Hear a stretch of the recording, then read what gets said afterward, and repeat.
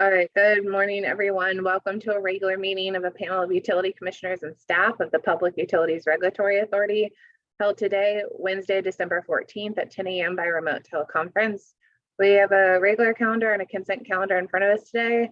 So welcome everyone to today's regular meeting. My name is Chairman Marissa Gillette, and I'm joined virtually today by my colleagues, the Vice Chairman Jack Pekoski and Commissioner Michael Karen. We'll turn first to our regular calendar. The first item on today's regular calendar is an item that was continued from the November 30th, 2022 regular meeting, which is docket number 220602, GenCon Energy LLC's application to establish the 2023 revenue requirements. We will turn to authority staff, Rita Skuris, for a presentation of the decision for the panel's consideration, please. Good morning, Chairman Gillette. Rita Skuris for PURA staff. By background for this application, the application was initially received June 30th, 2022, and the authority initially deemed the application incomplete and required the company to submit Exhibit 15. GenCon filed Exhibit 15 on July 28th, 2022, and the authority initiated this proceeding on August 3rd, 2022 to review the application. The GenCon Devon and GenCon Middletown peaking facilities began operations in June 2010 and June 2011, respectively. Since that time, the company has proposed annually for the authority review the revenue requirement to recover the projected capital costs, operations and maintenance costs, O&M, that is, administrative and general expenses for each peaking facility for the following calendar year. The company's annual proposal is known as the Annual Fixed Revenue Requirement, otherwise called AFRR.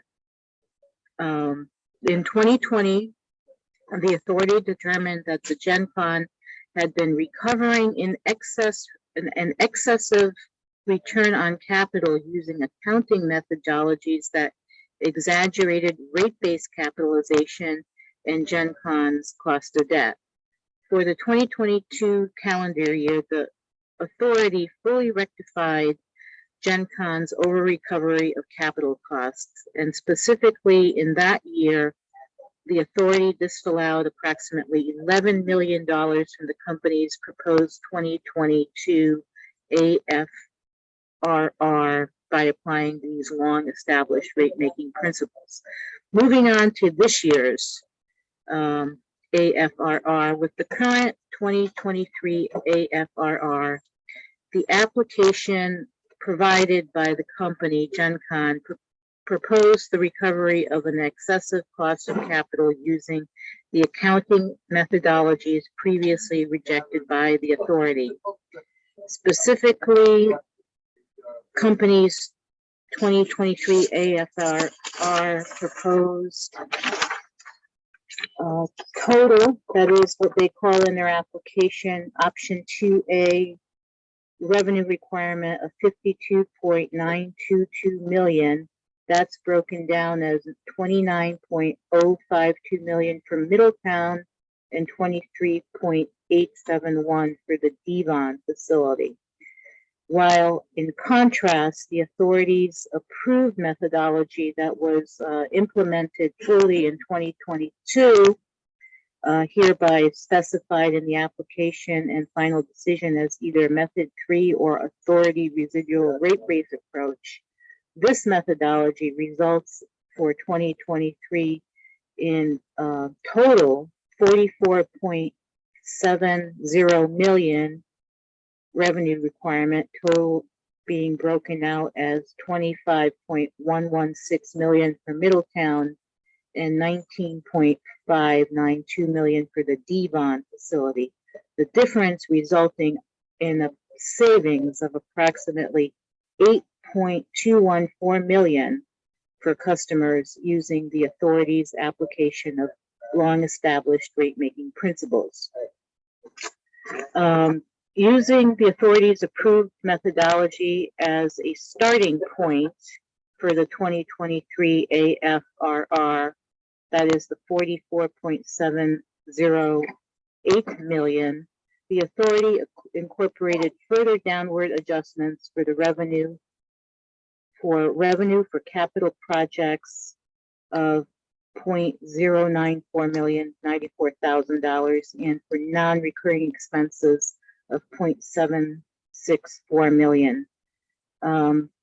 In addition, the authority also reconsidered the disallowance of $128,692 from the 2022 AFRR regarding the amortization of the 2013 refinancing costs. And we added this approximate $129,000 back into the 2023 AFRR. The specifics of these additions and subtractions from the final approved AFRR is found on table 12 of the final draft decision at page 33. So please take a look at that. In conclusion, the authority approves 2023 revenue requirements of $19.211 million for the Gen Con Devon and $24.768 million for the Gen Con Middletown.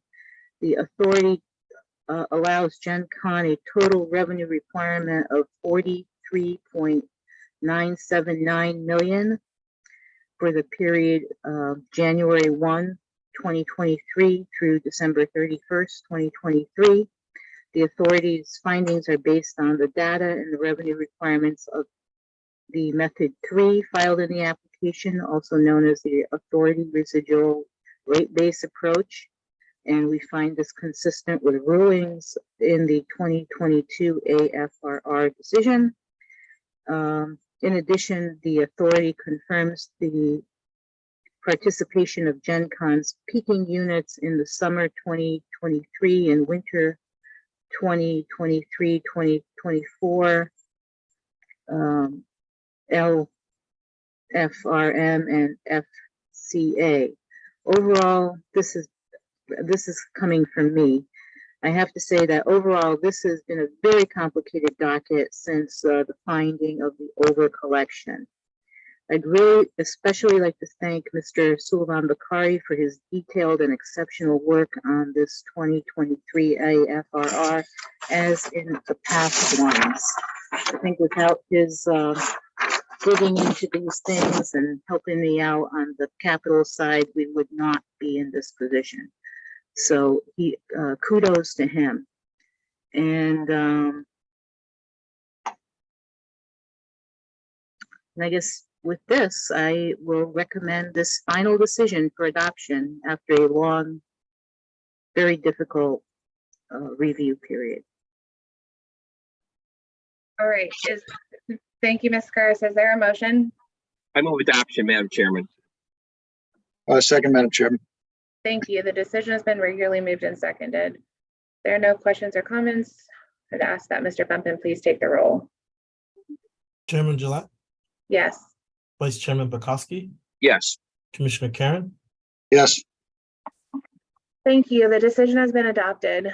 We'll move next to docket number 220806, the annual review of the electric vehicle charging program, the year 2 decision. We have Ms. Jenna Vigras with us to present the decision for the authority's consideration, please. Thank you, and good morning, Commissioners. In this decision, the authority approves several updates to the electric vehicle charging program. On July 14th, 2021, the authority issued a final decision in docket number 171203 RE04, establishing a statewide electric vehicle or EV charging program. Pursuant to that decision, the authority will conduct an annual review of key program metrics and to make strategic adjustments to ensure continued alignment with the program objectives and that the program is on track to meet its EV charger deployment targets. The authority conducted the first annual review of the EV charging program in docket number 210806, issuing a decision on December 15th, 2021. This decision is the second annual EV charging program review. Based on stakeholder input, key elements of this decision include modifying the managed charging program for residential single-family customers, in which the authority established a baseline tier comprised of year-long passive managed charging and summer demand response events, and an advanced tier that allows direct load control by the electric companies to maximize grid services. This decision also establishes a managed charging program for light-duty fleets and a managed charging pilot for multi-unit dwellings. In this decision, the authority also approves increases to the existing deployment targets for the multi-unit dwelling, destination, and direct current fast charger, or DCFC, program areas, which will allow the electric companies to continue approving applications for new EV charger installations in 2023. Further, the authority establishes additional evaluation criteria for DCFC applications in 2023 in order to balance supporting continued DCFC deployments to meet demand against associated program costs. Additionally, this decision provides direction on establishing a Level 2 EV charging lease program for multi-unit dwellings, through which interested site hosts can now more easily offer EV chargers to their tenants. Further, in this decision, the authority establishes new tariffs for separately metered DCFCs and Level 2 EV chargers serving light-duty fleets that aim to improve the challenge of demand charges for these charging stations that do not yet have high utilization rates, but experience periods of high demand. Ultimately, today's decision is another step toward advancing Connecticut's decarbonization and electric vehicle goals, supporting the equitable distribution of electric vehicle infrastructure throughout the state, as well as modernizing and providing additional beneficial services to the state's electrical grid. Staff recommends approval. Thank you for your time this morning. Thank you, Ms. Fiegras. Is there a motion? I move adoption. Second. Thank you. The decision has been regularly moved and seconded. Any questions or comments? We'll take the roll, please. Chairman Gillette, Yes. Vice Chairman Pekoski, Yes. Commissioner Karen, Yes. Thank you. The decision has been adopted. We will turn to our final decision on the regular calendar today, which is docket number 22-1013, the petition of Fuel Cell Energy, Inc. for a declaratory ruling concerning a project selected during the year 2 solicitation of the Shared Clean Energy Facility Program. We'll turn to Attorney Solares for a presentation for the authority's consideration, please. Thank you, and good morning, Chairman Gillette, Vice Chairman Bukowski, and Commissioner Karen. In October 2022, Fuel Cell Energy, Inc. filed a petition with the Public Utilities Regulatory Authority requesting a declaratory ruling pursuant to Section 4-176 of the General Statutes of Connecticut.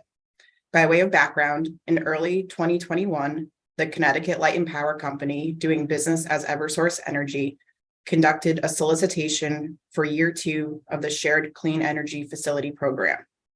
In June 2021, Fuel Cell Energy submitted a bid for a 2.8 megawatt project and ultimately executed a tariff terms agreement with the SCEF facility rider subscriber terms and conditions for the purchase of 1 megawatt of capacity.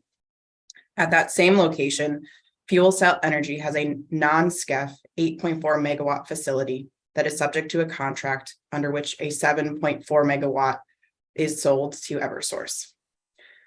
In its declaratory ruling petition, Fuel Cell Energy sought a determination that the tariff and the year 2 modified SCEF program requirements allow the company to change the facility identified in the tariff from the 2.8 megawatt SCEF project to a designation of the excess 1 megawatt capacity from the non-SCEF project described earlier. The authority declines to issue a declaratory ruling because Fuel Cell Energy has not made a valid request under the statute. The petition does not challenge the validity of a regulation or the applicability of a statute, regulation, or authority decision to specified circumstances. Neither the tariff nor the program requirements satisfy these statutory requirements.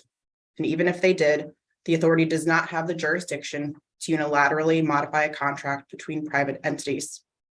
Therefore, pursuant to Section 4-176, subsection E5 of the General Statutes of Connecticut, the authority declines to issue a declaratory ruling. I recommend this decision for adoption. Thank you for your consideration. Thank you, Attorney Solaris. Is there a motion? I move adoption, Madam Chairman. Second, Madam Chairman. Thank you. The decision has been regularly moved and seconded. If there are no questions or comments, I'd ask Mr. Bumpin to take the roll, please. Chairman Gillette, Yes. Vice Chairman Bukowski, Yes. Commissioner Karen, Yes. Thank you. The decision has been adopted. That completes our regular calendar. We will turn to our consent calendar in which there are 9 items. Is there a motion, please? Madam Chairman, I move today's consent calendar item 1 through 9. Second, Madam Chairman. Thank you. The consent calendar has been regularly moved and seconded. Mr. Bumpin, please take the roll. Chairman Gillette, Yes. Vice Chairman Bukowski, Yes. Commissioner Karen, Yes. Thank you. The consent calendar has been adopted in full. That brings us to the end of today's regular calendar, a regular meeting agenda. We will adjourn. We will reconvene next Wednesday, December 21st at 10 a.m. by remote teleconference for our final regular meeting of the year. In other words, we will not be holding a regular meeting on December 28th. So December 21st is the authority's final regular meeting of this calendar year. So thank you for your attention today, and we are adjourned.